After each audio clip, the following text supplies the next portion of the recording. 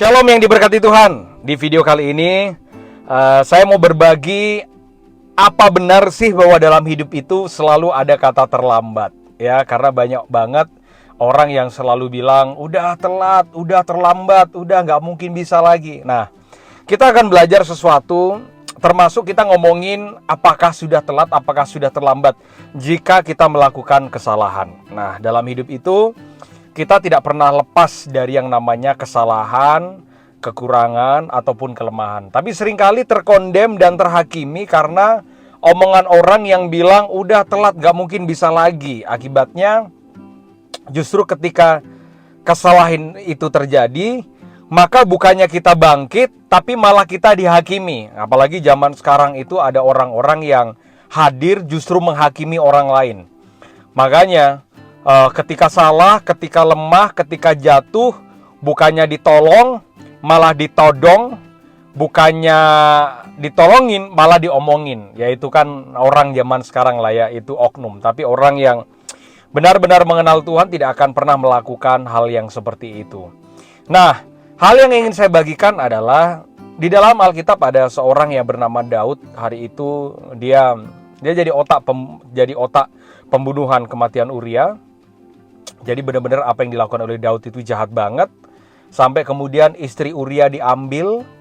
Dan ya pada akhirnya nggak ada satupun orang yang tahu kesalahannya Daud. Tapi sepandai-pandainya orang menyimpan bangkai, maka bangkai itu akan tercium juga.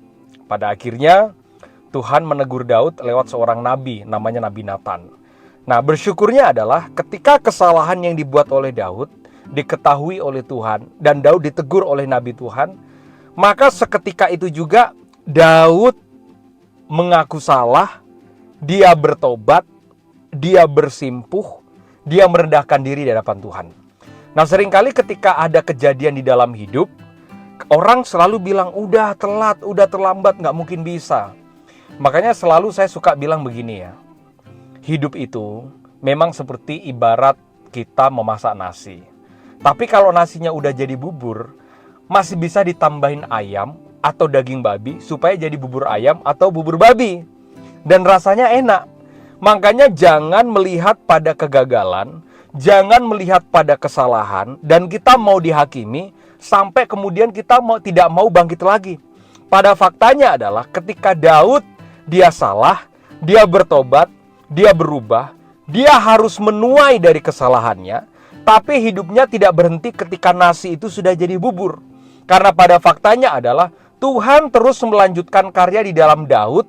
Tuhan melanjutkan karya di dalam kehidupannya dia. Bahkan dari Daud, bahkan Betseba, lahir seorang yang luar biasa. Seorang anak yang diberi nama Salomo, yang menggantikan Daud untuk menjadi raja di Israel. Yang penuh hikmat, diberkati Tuhan luar biasa. Makanya dalam hidup itu, jangan mau dihakimi karena nasi sudah menjadi bubur. Teman-teman yang dikasih oleh Tuhan, kalau seorang pelukis misalkan, ketika dia lihat di sebuah papan lukisannya masih kosong, masih belum ada lukisan apa-apa. Tiba-tiba ketika dia melukis ada noda sedikit, terpercik noda. Maka dia tidak akan hapus noda itu kalau dia pelukis handal. Maka dia akan memakai noda itu untuk dia melukis lukisan yang lain. Dia akan melanjutkan dari noda itu untuk dia melukis lukisan, pemandangan, objek yang indah. Nah, itu yang Tuhan kerjakan dalam hidup kita. Siapa sih yang gak pernah gagal? Siapa sih yang gak pernah jatuh? Semua orang bisa. Makanya tidak ada kata terlambat. Selalu ada kesempatan kedua. Asalkan kita sungguh-sungguh bertobat. Makanya bagaimana caranya kita untuk merubah bubur itu jadi bubur ayam atau bubur itu jadi bubur babi? Caranya adalah ketika nasi sudah menjadi bubur, jangan didiamkan, jangan dibuang, jangan tidak diperhatikan, jangan tidak diurus. Tapi coba berdoa sama Tuhan. Kalau toh pada akhirnya nasi sudah berubah menjadi bubur, apa yang Tuhan inginkan lewat bubur itu? Karena tidak mungkin Tuhan mau supaya bubur itu dibuang, bahasa saya. Selalu ada hal yang bisa dikerjakan oleh Tuhan lewat hidup kita di balik kegagalan-kegagalan yang terjadi. Saya ngelihat ada orang juga bahkan Contoh di dalam bisnis. Dia gagal bangun restoran yang pertama. Pada akhirnya dia harus tutup restoran itu.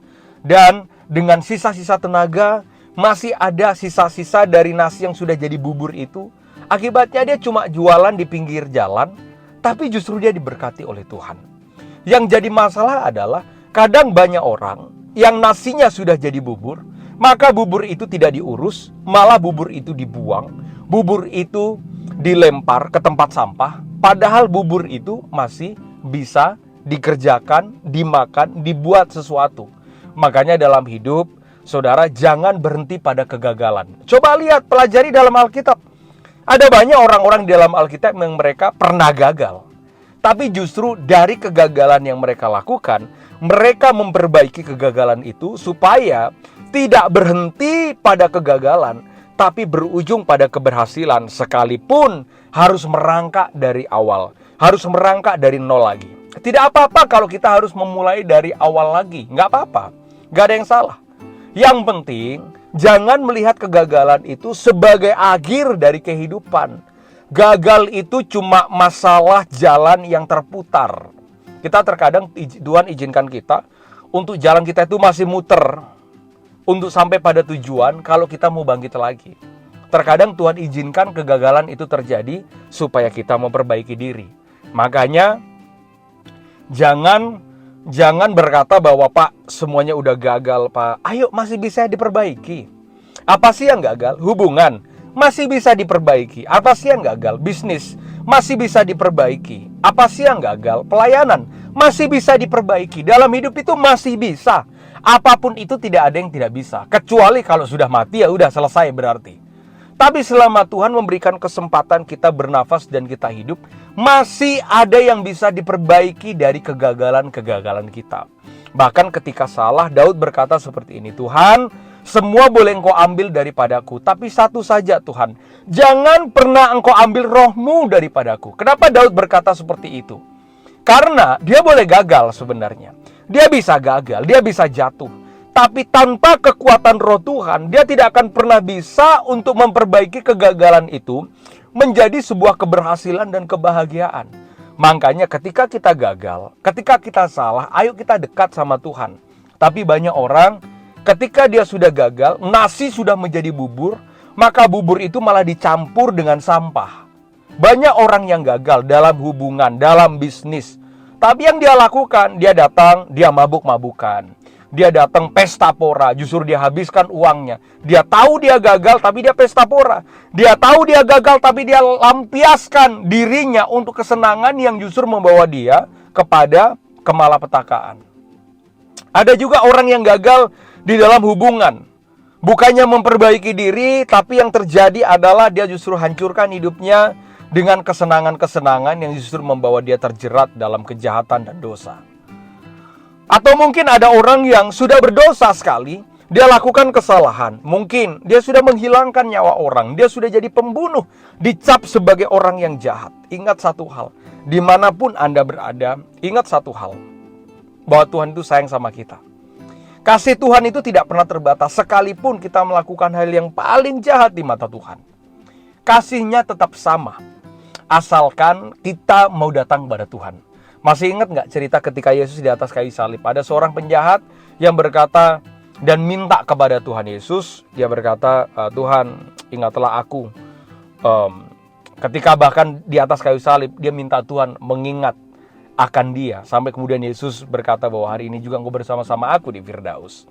Artinya dalam hidup, ayo lihat. Siapa yang tidak pernah gagal dalam hidup? Orang-orang hebat. Saya dengar kesaksian dari Pak Ciputra. Saya dengar kesaksian dari pendiri dari Mayapada. Mereka adalah orang-orang yang pernah gagal dalam hidup. Seolah-olah nasi itu sudah jadi bubur. Tapi mereka cari cara bagaimana bubur itu bisa ditambahkan dengan daging ayam, daging babi, sehingga menjadi bubur ayam dan bubur babi yang enak rasanya. Oke? Dalam usaha gagal biasa. Tapi jangan menyerah. Selalu ada jalan yang terbuka ketika kita sungguh-sungguh dengan Tuhan. Mungkin kita gagal sangat parah, Pak, sudah di titik nadir, Pak, sudah di lubang yang paling dalam. Ingat satu hal, selama matahari masih bersinar, selama itu juga ada harapan buat orang percaya. God bless you, ayo bangkit dan mengandalkan Tuhan.